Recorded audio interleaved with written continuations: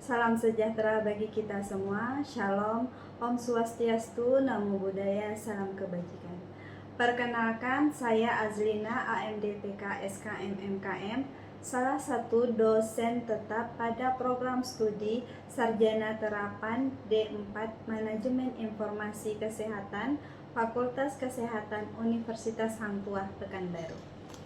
Menjadi dosen di program studi Sarjana Terapan Manajemen Informasi Kesehatan, Fakultas Kesehatan Universitas Hang Tuah, Pekanbaru, saya telah mengampu beberapa mata kuliah yang ada, di antaranya mata kuliah akreditasi dan manajemen risiko, perencanaan unit kerja rekam medis, review pengkodingan, pengantar, kodifikasi dan kodifikasi terkait sistem muskuloskeletal, respirasi dan kardiovaskuler, praktek rekam medis, pengantar kodifikasi dan kodifikasi penyakit. Dalam kesempatan ini, izinkan saya untuk mendeskripsikan salah satu mata kuliah yang saya ampu, yaitu mata kuliah pengampu kodifikasi dan kodifikasi terkait sistem muskuloskeletal, respirasi, kardiovaskuler. Mata kuliah tersebut merupakan salah satu mata kuliah wajib yang berada pada semester 1 dan memiliki bobot sebesar 4 SKS. Dalam mata kuliah ini disampaikan dengan metode DIA, yaitu Delivery Interaction Assessment, dalam pembelajaran yang berada di kelas dan labor secara offline. Mata kuliah pengantar kodifikasi dan kodifikasi terkait sistem muskuloskeletal, respirasi, kardiovaskuler merupakan mata kuliah yang mengintegrasikan terminologi medis serta kodifikasi penyakit dan tindakan medis yang meliputi sistem kardiovaskuler, respirasi, dan muskuloskeletal sebagai dasar untuk mencapai kompetensi klinikal kode. Adapun capaian pembelajaran lulusan mata kuliah pengantar kodifikasi dan kodifikasi mandiri mampu memvalidasi kelengkapan informasi diagnosis dan tindakan medis secara manual dan elektronik untuk menunjang ketepatan pengkodean, mampu memvalidasi indeks dengan cara menilai kumpulan data penyakit, kematian, tindakan, dan dokter yang dikelompokkan pada indeks baik secara manual maupun elektronik untuk memastikan ketepatan pelaporan. Mampu merancang dan mengevaluasi sistem klasifikasi klinis dan kodifikasi penyakit yang berkaitan dengan kesehatan dan tindakan medis untuk kesesuaian pembiayaan kesehatan. Mampu berkolaborasi dalam tim dengan komunikasi efektif untuk melaksanakan seleksi, pengembangan aplikasi pembiayaan pelayanan kesehatan, dan klaim manajemen. Berangkat dari capaian pembelajaran lulusan mata kuliah ditetapkan pada capaian pembelajaran mata kuliah untuk mata kuliah pengantar kodifikasi dan kodifikasi terkait sistem muskuloskeletal, respirasi, kardiovaskuler ini ialah yang pertama, mampu menjelaskan prinsip dasar sistem klasifikasi dan kodifikasi diagnosis dan tindakan medis. Yang kedua, mampu mengidentifikasi anatomi dan patologi dasar sistem muskuloskeletal, respirasi, dan kardiovaskuler yang relevan untuk kodifikasi. Yang ketiga, mampu menerapkan aturan kodifikasi ICD untuk diagnosis muskuloskeletal pada kasus klinis sederhana. Yang keempat, mampu menerapkan aturan kodifikasi ICD untuk diagnosis serta respirasi pada kasus klinis sederhana. Yang kelima, mampu menerapkan aturan kodifikasi ICD untuk diagnosis kardiovaskuler pada kasus klinis sederhana. Yang keenam, mampu mengkode tindakan atau prosedur terkait muskuloskeletal menggunakan klasifikasi tindakan yang relevan. Yang ketujuh, mampu mengkode tindakan atau prosedur respirasi dan kardiovaskuler menggunakan kode tindakan yang sesuai. Yang kedelapan, mampu mengaplikasikan prinsip etika, kerahasiaan, dan regulasi penagihan dalam proses kodifikasi medis, dan mampu mengevaluasi kualitas kodifikasi melalui audit sederhana dan menyusun laporan rekomendasi peningkatan. Untuk mencapai capaian pembelajaran tersebut, adapun materi kuliah yang kami sajikan, yang pertama, pengantar kodifikasi medis, yang kedua, struktur dan aturan dasar ICD 9 dan ICD 10, yang ketiga, aturan umum kodifikasi dan terminologi medis, yang keempat, anatomi dan patologi muskuloskeletal untuk kodifikasi, yang kelima, kodifikasi diagnosis muskuloskeletal, fraktur dan trauma. Yang keenam, kodifikasi tindakan ortopedi. Yang ketujuh, anatomi dan patologi respirasi untuk kodifikasi.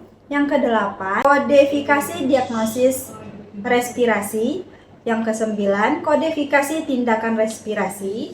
Yang kesepuluh, anatomi dan patologi kardiovaskular untuk kodifikasi. Yang ke-11, kodifikasi diagnosis kardiovaskular.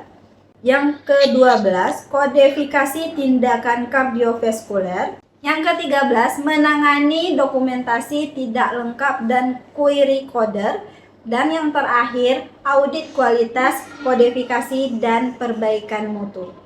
Dalam proses perkuliahan tentu ada sistem penilaian, di mana di awal perkuliahan akan dijelaskan tentang kontrak perkuliahan dan membahas terkait aturan dan proses penilaian dalam mata kuliah ini. Adapun hal pokok yang menjadi poin penting dalam sistem penilaian kami, yang pertama, soft skill atau partisipasi dan keaktifan mahasiswa di dalam kelas diberi bobot 10%, latihan di kelas serta penguasaan materi diberi bobot 15%, ujian tengah semester diberi bobot sebesar 35%, serta ujian akhir semester diberi bobot sebesar 40%.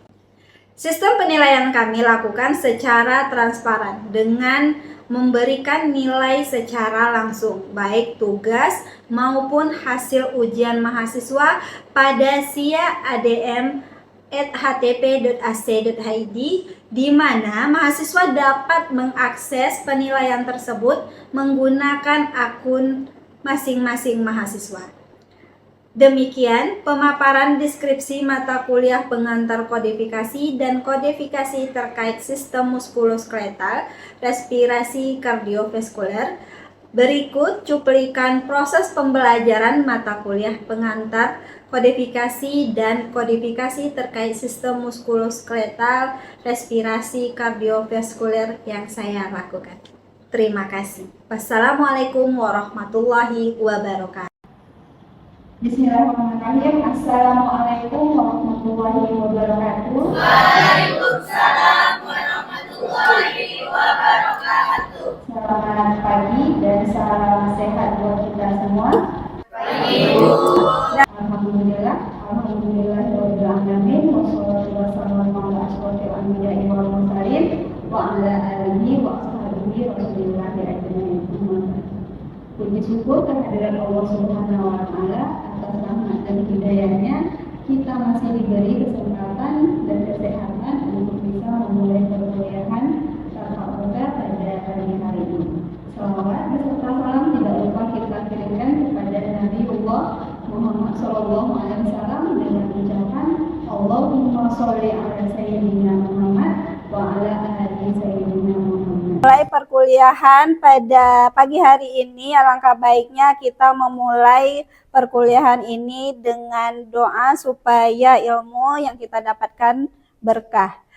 Saya minta untuk ketua kelas memimpin doanya. Sebelum memulai perkuliahan pada pagi hari ini, marilah kita berdoa menurut ajaran agama kita masing-masing. Berdoa dimulai. Berdoa selesai. Oke, terima kasih untuk ketua kelasnya. Gimana untuk teman-teman yang hadir pada hari ini? Apakah hadir semua atau ada yang tidak hadir?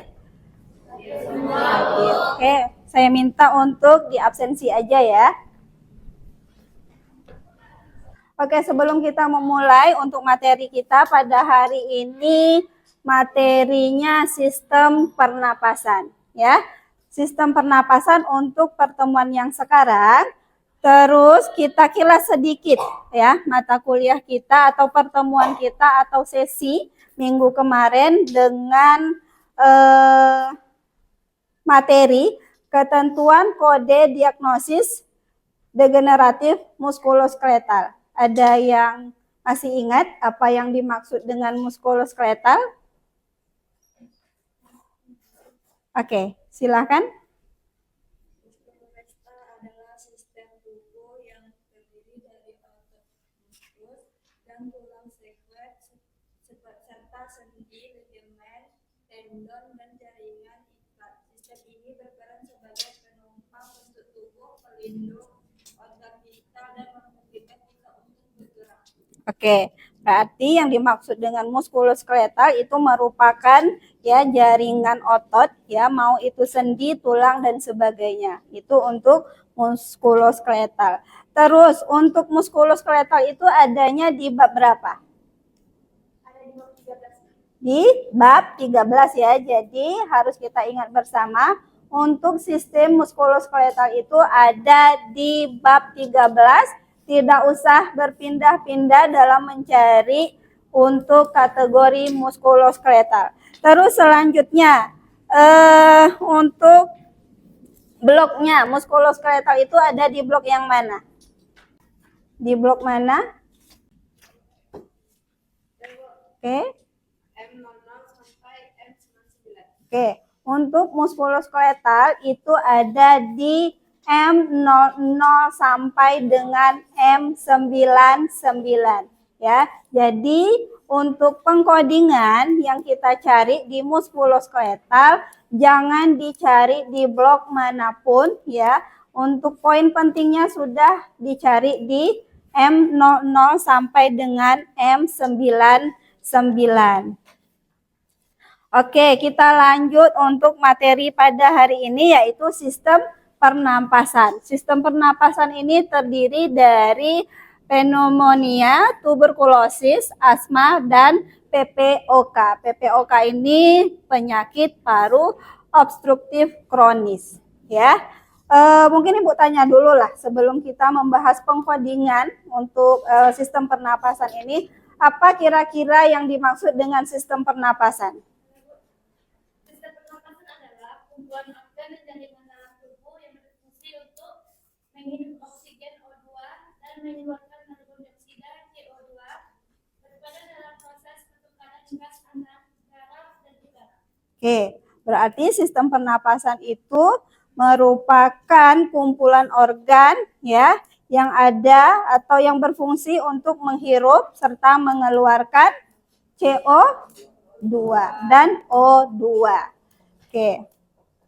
Untuk sistem pernapasan tadi merupakan ya sistem yang berfungsi untuk menghirup ya dan mengeluarkan karbon dioksida. Kalau menghirup berarti kita O2 dan mengeluarkan karbon dioksida itu CO2.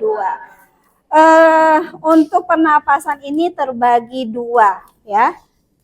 Pernapasan atas dan pernapasan bawah. Kalau pernapasan atas itu terdiri dari laring, ya, faring, hidung dan sebagainya. Sedangkan untuk pernapasan bagian bawah itu ada trakea dan sebagainya. Oke. Kita masuk untuk tujuan pembelajaran. Jadi tujuan pembelajaran untuk materi pernapasan ini, sistem pernapasan ya, mampu mengidentifikasi, menganalisis dan menentukan kode diagnosis ICD yang tepat. Jadi kita mempelajari materi pada hari ini bukan hanya untuk menentukan kode ICD saja, tetapi kita harus bisa membaca dan menganalisis setiap kasus yang terjadi. Terus yang Selanjutnya ya, menentukan kode diagnosis ICD-10 yang tepat untuk kasus infeksi saluran pernapasan. Itu sudah pasti karena memang materinya terkait dengan saluran atau sistem pernapasan. Terus serta penyakit ya obstruktif atau kronis, asma dan PPOK secara akurat sesuai dengan kaidah kodifikasi dan panduan INASI-BIJIS sehingga mendukung validitas klaim dan mutu data morbiditas di rumah sakit. Jadi kita mempelajari ini bukan hanya untuk menentukan kode tapi juga berpengaruh pada penentuan ya mutu pelayanan yang ada di rumah sakit serta untuk pengklaiman BPJS yang ada di rumah sakit. Terus apa pentingnya kita mempelajari coding diagnosis sistem pernapasan ini? Yang pertama untuk klaim BPJS Kesehatan INASI-BIJIS. Seperti yang saya sebutkan tadi, karena sekarang ini di era BPJS, maka pengkodingan itu harus tepat ya, sesuai dengan diagnosis yang sudah dituliskan oleh dokter. Ketika nanti kita mengkoding tidak tepat, biasanya itu pengklaiman ya pasti dikembalikan ke pihak rumah sakit. Yang kedua untuk statistik morbiditas dan mortalitas. Terus untuk perencanaan program kesehatan ini yang paling penting ya. Selanjutnya untuk sistem pernapasan ini ada di bab 10 ya. Jadi pada ICD-10 untuk sistem pernapasan ada di bab 10. Di dalam bab 10 ini ada penyakit sistem pernapasan ya. Bloknya itu blok J00 sampai dengan J99. Jadi untuk pengkodingan sistem pernapasan yang berkaitan dengan sistem pernapasan, mau itu pernapasan bagian atas maupun bawah itu dicari di blok J00 sampai dengan J99. Jadi jangan kita dicari blok lainnya. Terus untuk kode pneumonia itu ada di J12 sampai dengan J18. Jadi khusus untuk pneumonia itu ya jangan beralih dari J12 sampai dengan J18. Kita lihat kasusnya terkait apa. Ya, ketika nanti dipindahkan atau dicari di blok yang lain, maka sudah dipastikan pengkodingannya salah.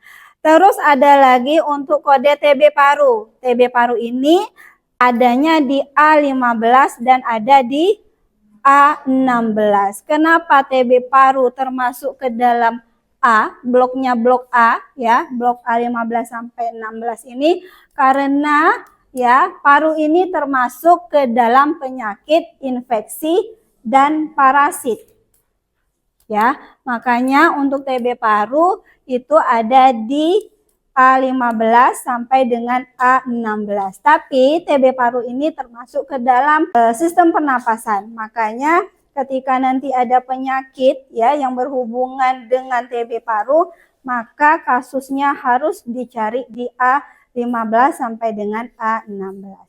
Terus kalau untuk kode asma itu ada di J45, sedangkan kode PPOK itu ada di J44. Jadi ketika nanti dapat kasus ya atau diagnosis terkait asma dan PPOK, kalau asma itu di J45 sedangkan PPOK itu berada di J44. Untuk kode atau untuk struktur kode pneumonia ICD-10-nya penentuan atau ketentuan codingnya ya, untuk pneumonia tanpa spesifikasi penyebab ya, hanya tertuliskan atau di kasusnya hanya ada pneumonia saja, maka kodenya sudah dipastikan itu J18.9.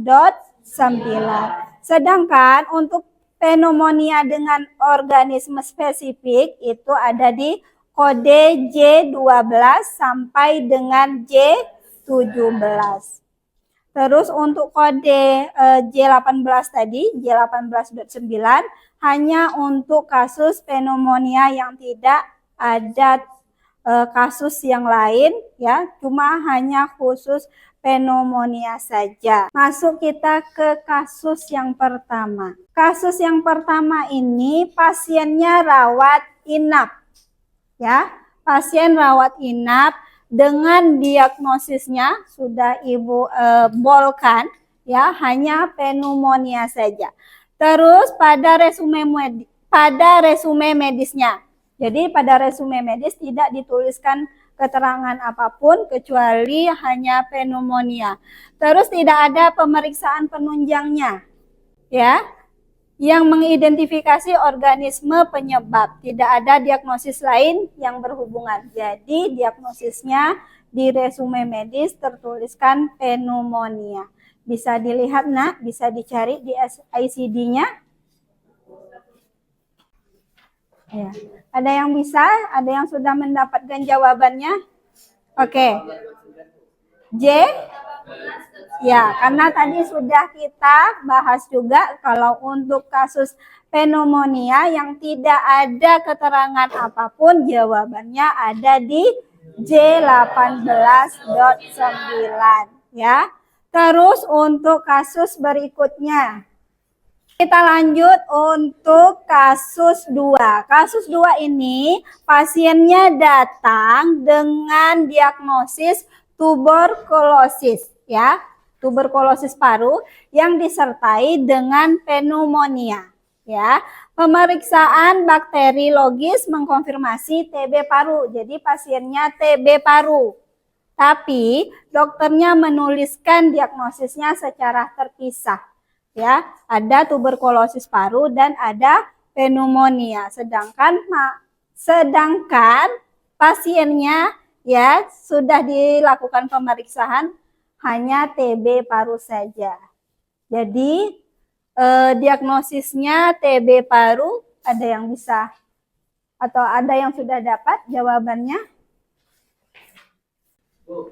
Oke, silahkan. 16.2 bisa dicari. Oke, ada tuberkulosis lung with pneumonia. Berarti codingnya di berapa tadi nak? A16.2. Teman-temannya yang lain sama dapatnya? Oke. Terus selanjutnya kasus 3. Ya, kasus yang ketiga ini pasiennya datang dengan riwayat PPOK. Ya, datangnya dengan pneumonia juga. Ya, disertai berarti dengan PPOK-nya. Sebagai infeksi sekunder saluran napas bawah. Tidak ada eksaserbasi akut PPOK yang tercatat. Dia hanya dituliskan dokternya pneumonia saja. Kira-kira jawabannya untuk kasus 3 ini apa pengkodingannya yang tepat? Ada yang bisa? Oke, silahkan. J44.0. Apa ininya? Bahasa medisnya?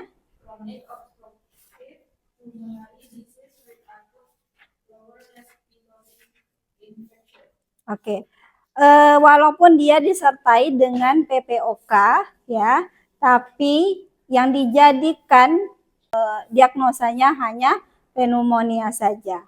Lanjut untuk kasus 4.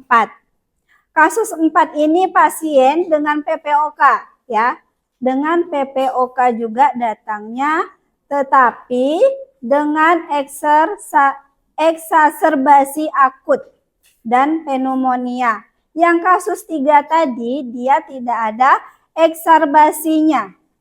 Ya, hanya PPOK dan pneumonia saja. Sedangkan untuk kasus 4 ini dia datang dengan eksaserbasi. Eksaserbasinya akut lagi kan? Kedua kondisi membutuhkan tata laksana tersendiri. Kira-kira untuk kasus 4 ini apa coding yang harus kita berikan? Coding yang tepat. Oke. J18.1 D18J. Oke, J18.1. Kenapa harus J18.1? Karena secara radiologi disebutkan lomba mengenai satu lombus paru. Maka kode yang paling tepat dan spesifik itu J18.1. Oke, ya. Untuk kasusnya pneumonia-nya dengan eksaserbasi akut, ya. Terus di sini ada kedua kondisinya membutuhkan tata laksana. Jadi dia harus diperiksa lagi atau ada pemeriksaan penunjang lanjutannya untuk menentukan penyakitnya yang lebih tepat dari pneumonia-nya. Ya, saya sudah yakin dan percaya mahasiswa sudah bisa mengcoding, ya, mau itu muskuloskeletal pertemuan kita yang minggu kemarin, ya. Terus untuk sistem pernapasan, ya, juga sudah ada tadi 6 kasus yang kita selesaikan. Seperti biasa dalam pencarian coding ini, yang pertama kita mengcoding, kita menggunakan volume berapa terlebih dahulu? Volume 3, ya. Makanya saya harapkan untuk mahasiswa tetap teliti dalam mengcoding semua kasus yang ada, didahulukan pencariannya di volume 3. Setelah kita dapat codingnya di volume 3, kita lanjutkan pengkodingannya ke volume 1 untuk memastikan apakah benar coding yang kita berikan tadi sudah tepat atau belum. Selanjutnya materi kita terkait dengan jantung iskemik. Jadi pertemuan kita untuk hari ini saya rasa cukup. Terima kasih untuk kehadirannya. Ingat, untuk semua mahasiswa yang hadir pada hari ini, setiap kode yang kita tulis adalah bagian dari tanggung jawab kita sebagai profesionalisme, ya, seorang PMK untuk menjaga akurasi etika dan pelayanan mutu kesehatan, ya. Jadi mari kita terus belajar, terus latihan untuk mengcoding, dan ya tetap selalu teliti dalam mengcoding, karena di dunia medis tidak pernah ada kompromi pada kesalahan-kesalahan sekecil apapun. Jadi semua mahasiswa, ya, diharapkan untuk selalu teliti, untuk selalu belajar terus dan terus dalam mengcoding ini, ya. Jadi terima kasih untuk pertemuan kita pada hari ini. Saya sudahi. Assalamualaikum warahmatullahi wabarakatuh.